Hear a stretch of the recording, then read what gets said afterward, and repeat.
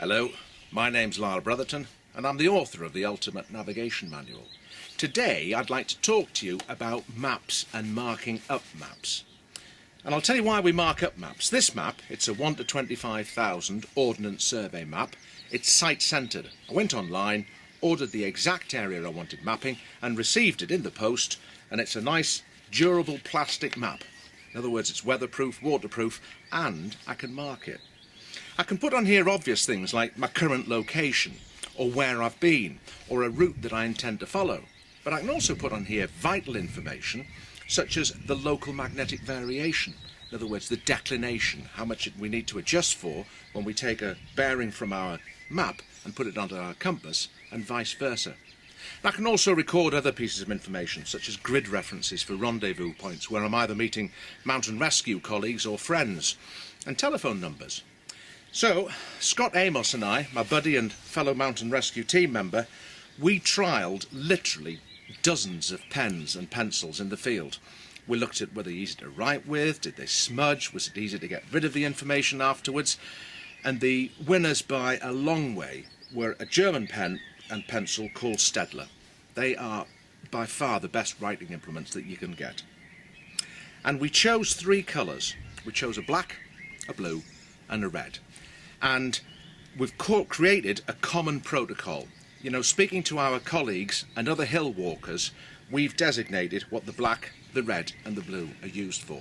And I'm going to show you that, and then I'm going to show you how we then remove the marks afterwards. We use the black pen for marking grid references, the local magnetic variation or declination, and things like telephone numbers, either telephone numbers of colleagues or friends or emergency numbers. The red pens and pencils we use for marking location. So we determine where we are, and once we've determined where we are, quite simply we just get a red pencil, and let's say that we've been walking along this track, we've established that we're somewhere between these two contours, just put a little mark here. An interesting thing is you continue to move along and reaffirm your position. Just adding red marks helps create a track, if you like. The other thing that we use the red pencil for is if there's a danger area, let's say that this area here was really marshy, we could cross-hatch it just to remind us that maybe that field isn't an area that we want to particularly go into. And the other thing which we'd put on before is if there was a particular escape route, say we're walking through here, but we knew that there was a path that isn't marked on the map, and let's say that that path is here, starts here and it runs back to this farm, we'd actually mark that in red. And the last colour that we use, which is blue, we use for routes. So for example, where we've joined these red dots together, that can become a route there, or tracks or perimeters of areas. Let's say that we were in a search and we decided that we were going to search this area, we'd mark this in blue, and this becomes our search area. Now, when you've put these crayon marks on, they stay on.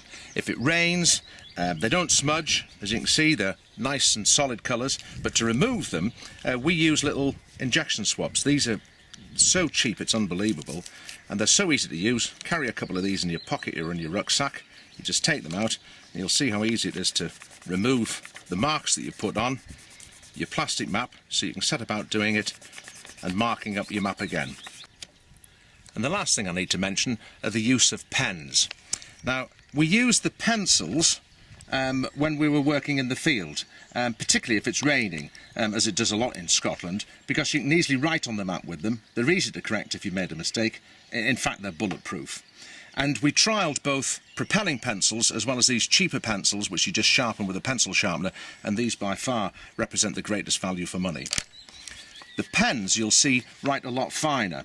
You can be a lot more precise and detailed with the pens.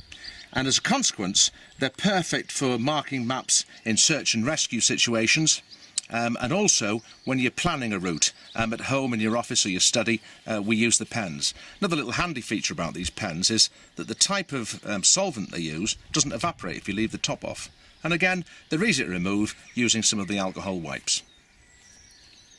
So we recommend using the pencils when you're out in the field, and using the pens when you're planning your route at home or you're in a search control vehicle as part of a search and rescue team. The last little handy hint is that these pencils are actually quite long, you'll see that here, and we tend to chop them in half, and then we have two smaller pencils. It's just they're easier to carry in your rucksack or in your pocket. Pens, pencils, marking maps, great little tools, and well worth knowing.